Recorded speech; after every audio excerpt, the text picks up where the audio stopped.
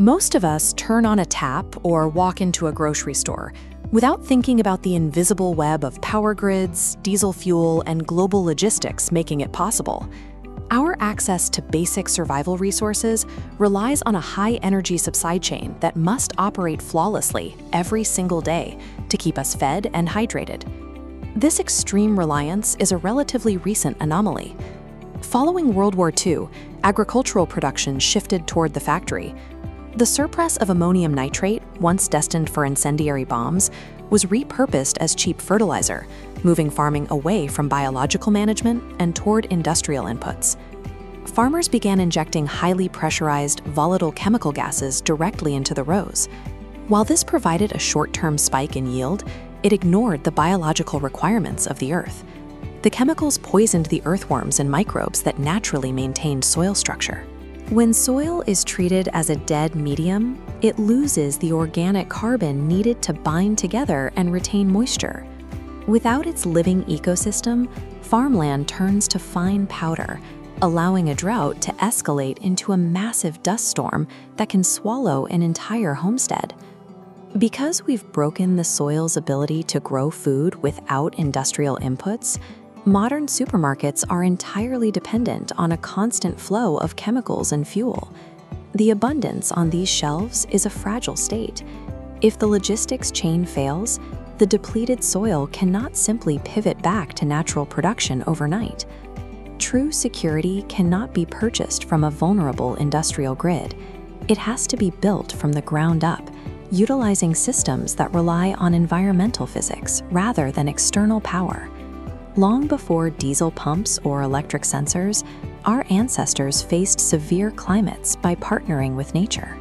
They used careful observation to design engineering solutions that leveraged the environment rather than fighting it. Consider the Nabatean civilization. 2,000 years ago, they sustained tens of thousands of people in the hyper-arid Negev desert.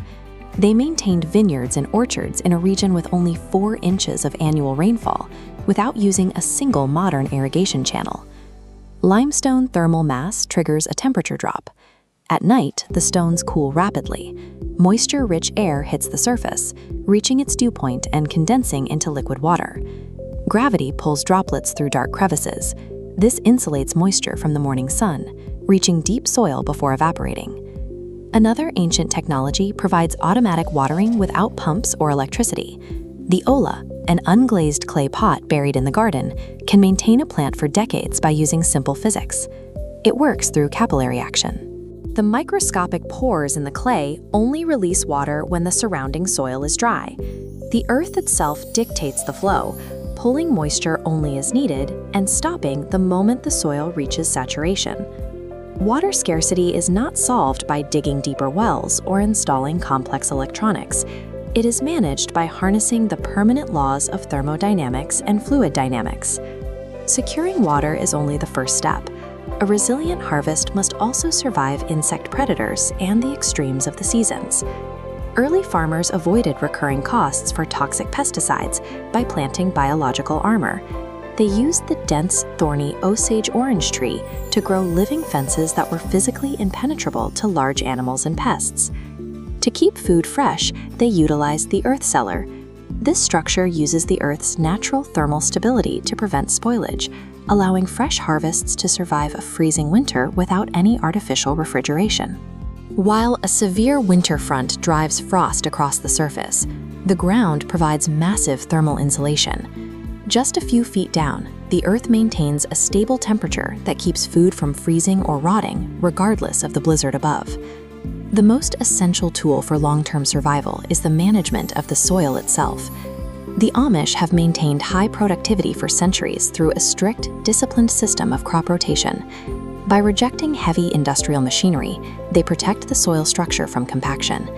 They use deep-rooted plants to break up the ground and specific legumes to naturally fix nitrogen, ensuring the land remains fertile without external help. This biological diversity supports a self-sustaining ecosystem of microbes and earthworms. Because the soil is alive, it cycles nutrients indefinitely, requiring 0 synthetic fertilizers to remain productive. Biology and thermodynamics are the foundations of resilience.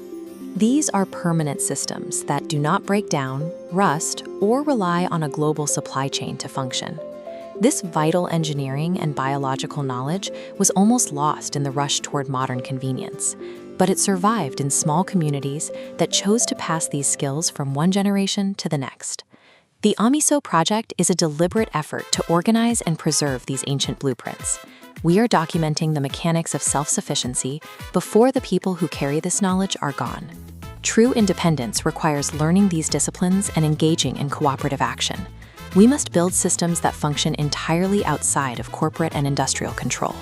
We have compiled this research into a systematic record of 100 survival lessons. This archive provides the technical roadmap for applying ancient survival engineering to our modern lives. True freedom is a choice made today. It begins by stepping away from fragile systems and taking responsibility for your own future.